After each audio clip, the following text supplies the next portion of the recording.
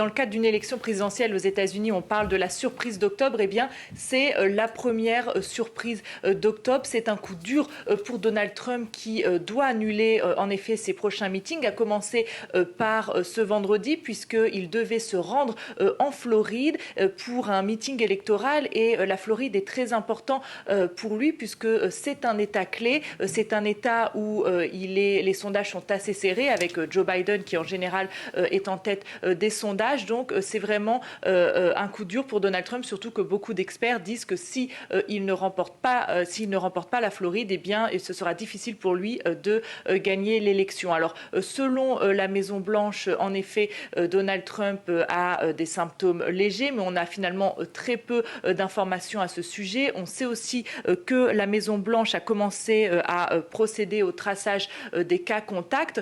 Se pose aussi également maintenant la question du débat présidentiel, du second débat présidentiel. Va-t-il pouvoir y assister? Il doit normalement se tenir le 15 octobre et Donald Trump et la Première Dame ont commencé leur quarantaine à la Maison-Blanche. Alors l'opposition déjà rappelle que Donald Trump a longtemps refusé de porter le masque en public, qu'il a multiplié les meetings avec des milliers de partisans. Certains pensent que, alors si c'est un cas sévère du coronavirus, eh bien cela va affecter sa crédibilité, mais si c'est un cas pas tellement sévère, eh bien Donald Trump pourrait capitaliser sur cette information en disant, voyez, j'ai eu le coronavirus et ce n'est pas si grave, on peut continuer de travailler.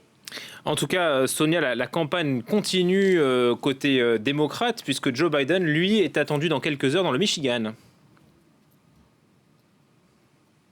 Oui, tout à fait. Joe Biden, lui, continue sa campagne. Il sera ce vendredi dans le Michigan. Il sera la semaine prochaine, normalement, en Arizona. On sait que Joe Biden a donc envoyé ce message sur Twitter adressé au président et à la première dame Melania en disant qu'il leur souhaitait un bon rétablissement. Mais dans la campagne Biden, évidemment, on